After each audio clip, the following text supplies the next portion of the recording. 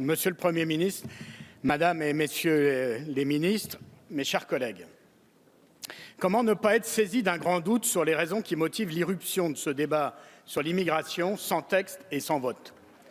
Déjà, pendant le grand débat, le président de la République avait, sans résultat, il faut bien l'avouer, agité ce sujet sous le nez des Gilets jaunes qui voulaient, eux, parler de justice fiscale, de salaire et de services publics.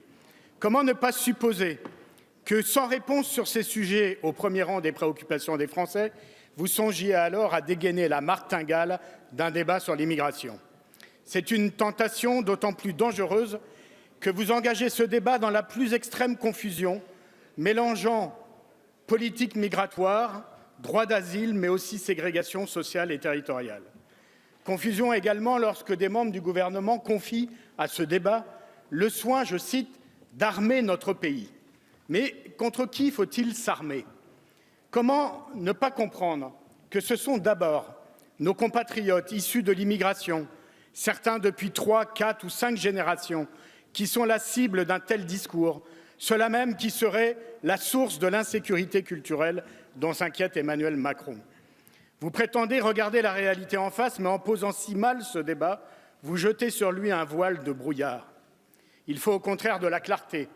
Cette clarté nous impose d'abord de reconnaître à quel point ce monde est fou, avec d'une part des capitaux circulant librement à la vitesse de la lumière et de l'autre le tri tatillon des êtres humains entre réfugiés politiques, migrants fuyant la misère, sinistrés des catastrophes et main-d'œuvre à exploiter. Alors de quoi parlons-nous?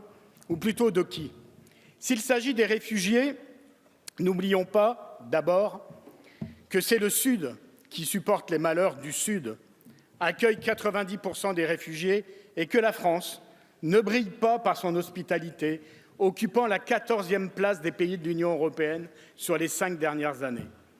Regardons par exemple la situation scandaleuse de la porte de la Chapelle, là où je vis, là où est ma circonscription. L'État laisse à la seule responsabilité des ONG et des citoyens bénévoles le sort de 3000 êtres humains stockés, il n'y a pas d'autre mot, aux confins de Saint-Denis et d'Aubervilliers. C'est une situation absolument inhumaine pour les réfugiés, insupportable pour les riverains. Vous pouvez décider sans délai de leur hébergement et d'un accueil digne. Et si les mots du président sont sincères, vous pouvez même demander aux beaux quartiers d'y contribuer. Mais peut-être est-ce des sans-papiers dont vous voulez parler. Ils vivent, travaillent et sont contribuables ici en France.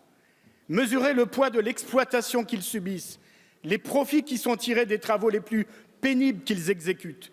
Et comprenez qu'en leur donnant des papiers, c'est à tous les travailleurs de ce pays que vous accorderez des droits et ainsi vous agirez efficacement contre l'économie noire du travail et l'économie noire du logement. Alors soyez courageux et réalistes.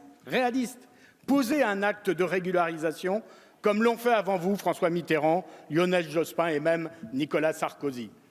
Et si soudainement vous vous intéressez aux catégories populaires, alors regardez-les en face, voyez leur diversité, voyez à quel point la France qui se lève tôt est une France métissée. Tendez-lui la main plutôt que de la pointer du doigt. Répondez à ses attentes. Réparez la rupture d'égalité républicaine dénoncée dans le rapport parlementaire sur la Seine-Saint-Denis.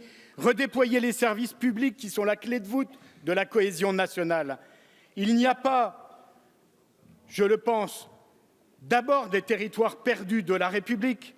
Comprenez qu'il y a d'abord des territoires que la République abandonne. Quelle contradiction! C'est souvent là où il y a le plus d'attentes et d'espoir pour notre République que celle-ci tourne le plus le dos à sa promesse. Sur ces sujets comme sur tant d'autres, il faut moins de discours effrayés et plus d'actes d'espoir, mes chers collègues.